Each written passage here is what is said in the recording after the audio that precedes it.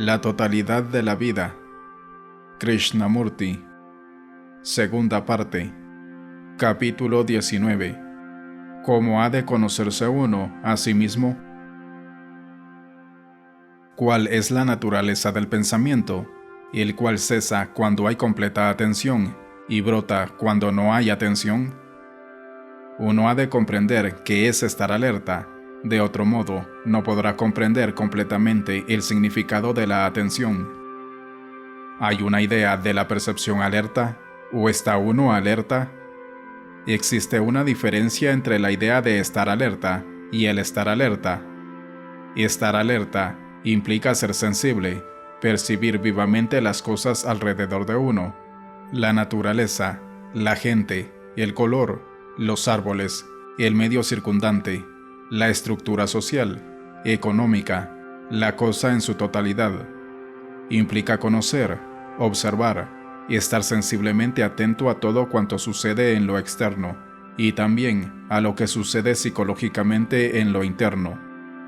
Si no estamos atentos a lo que sucede externamente y comenzamos a estar atentos internamente, nos volvemos más bien neuróticos.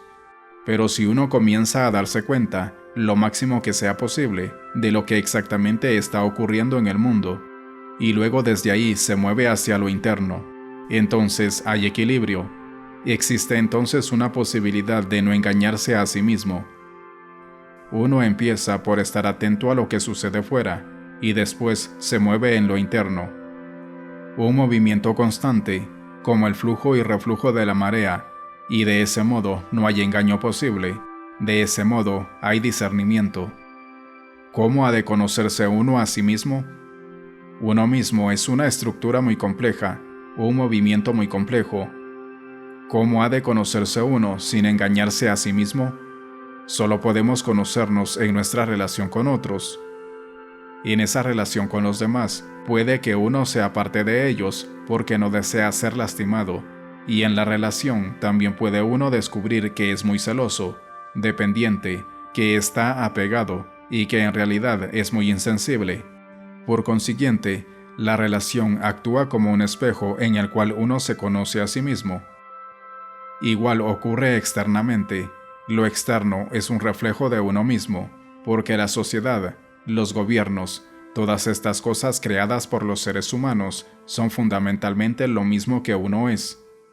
Para descubrir qué es la percepción alerta, debemos investigar la cuestión del orden y el desorden. Uno ve que exteriormente existe muchísimo desorden, confusión e incertidumbre.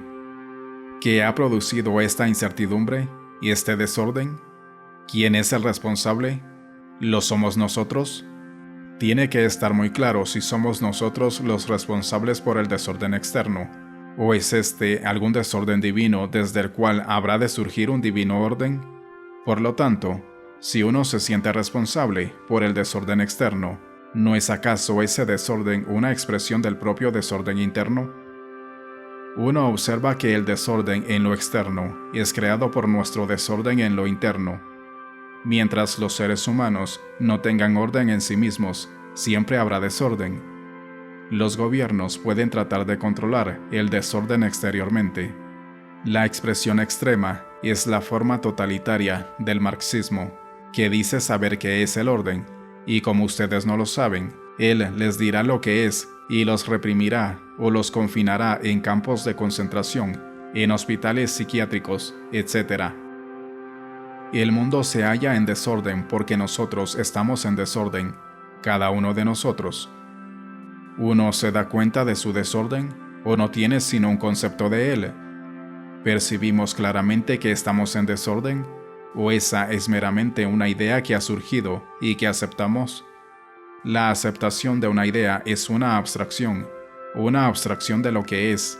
La abstracción implica apartarse de lo que es, y nosotros vivimos principalmente de ideas y nos apartamos de los hechos. ¿Está uno aceptando un concepto del desorden? ¿O percibe que el desorden está en uno mismo? ¿Comprende uno la diferencia que existe entre ambos hechos? ¿Y es esa una percepción alerta per se, por sí misma? ¿Qué entendemos por desorden? Hay contradicción. Pensamos una cosa y hacemos otra. Y está la contradicción de los deseos opuestos, de los opuestos requerimientos internos, de los movimientos que dentro de uno se oponen entre sí, la dualidad. ¿Cómo surge esta dualidad? No es porque somos incapaces de mirar lo que es. Uno quisiera más bien escapar de lo que es hacia lo que debería ser, y esperando de algún modo, por algún milagro, por un esfuerzo de la voluntad, transformar lo que es en lo que debe ser. O sea, uno está iracundo y no debería estar iracundo. Si uno supiera qué hacer con la ira, cómo entendérselas con la ira e ir más allá, no habría necesidad de lo que debería ser, que es no estar iracundo. Si uno puede comprender, si sabe qué hacer con lo que es, no escapará hacia lo que debería ser. Debido a que no sabemos qué hacer con lo que es, y esperamos que inventando un ideal de algún modo podremos por medio del ideal cambiar lo que es, o a causa de que no podemos y no sabemos qué hacer, el cerebro se condiciona a vivir siempre en el futuro, lo que uno espera ser. Vivimos esencialmente en el pasado, pero esperamos alterar el presente viviendo para un ideal en el futuro. Si uno supiera qué hacer con lo que es, entonces el futuro no importaría. No es cuestión de aceptar lo que es, sino de permanecer con lo que es. Solo podemos comprender algo si miramos lo que es y no escapamos de ello, sino tratamos de convertirlo en alguna otra cosa. ¿Y es posible permanecer con lo que es, observarlo, verlo y nada más? Me doy cuenta de que soy codicioso, pero eso no ejerce acción alguna. La codicia es un sentimiento, y yo he mirado ese sentimiento llamado codicia. La palabra no es la cosa, pero puedo estar confundiendo la palabra con la cosa. Tal vez me encuentre atrapado en las palabras y no esté con el hecho de que soy codicioso.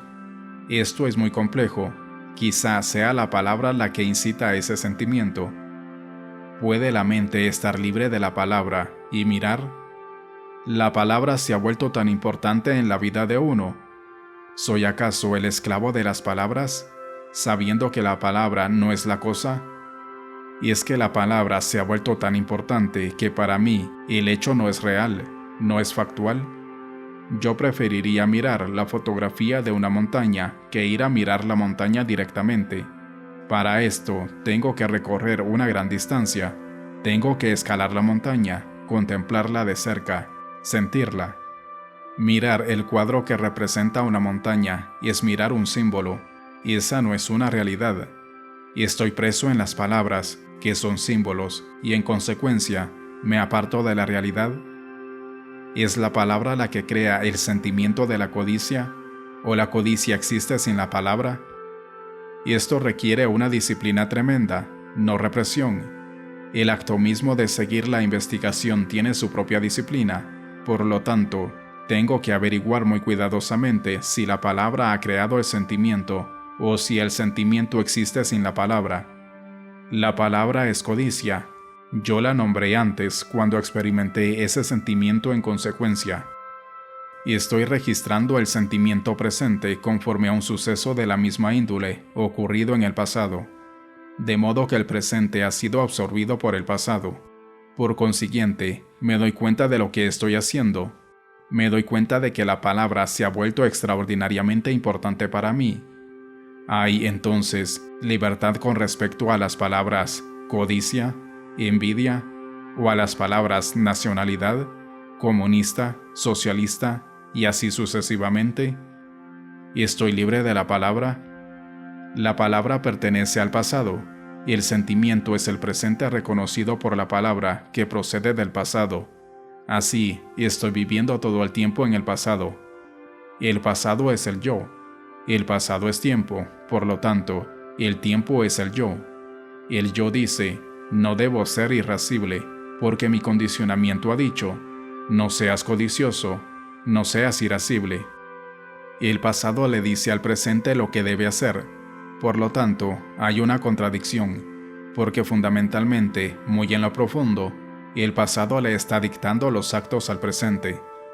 El yo, que es el pasado con todos sus recuerdos, sus conocimientos, sus experiencias, una cosa producida por el pensamiento, y el yo está ordenando lo que debe suceder. ¿Puedo, entonces, observar el hecho de la codicia, observarlo sin el pasado? ¿Puede haber una observación de la codicia sin nombrarla, sin quedar uno atrapado en la palabra? Habiendo comprendido que la palabra puede crear el sentimiento, y entonces la palabra es el yo, que pertenece al pasado y me dice, no seas codicioso. ¿Y es posible mirar lo que es mirando sin el yo? O sea, sin el observador. ¿Puedo observar la codicia y el sentimiento y el modo en que éste se realiza en la acción sin el observador, que es el pasado? Lo que es solo puede ser observado cuando no hay yo. ¿Pueden ustedes observar los colores y las formas que lo rodean? ¿Cómo lo hacen? Uno observa por medio de los ojos. Observen sin mover los ojos, porque si uno los mueve, surge en el cerebro toda la operación del pensar. En el momento en que el cerebro opera, hay distorsión. Miren algo sin mover los ojos y vean cómo el cerebro se aquieta. Uno observa entonces no solo con los ojos, sino con toda su atención, con afecto. Y entonces hay una observación del hecho, no la idea sino el hecho. Uno aborda lo que es, haciéndolo con solicitud, con afecto. Por lo tanto, no hay juicio, no hay condenación. Y en consecuencia, uno está libre de los opuestos.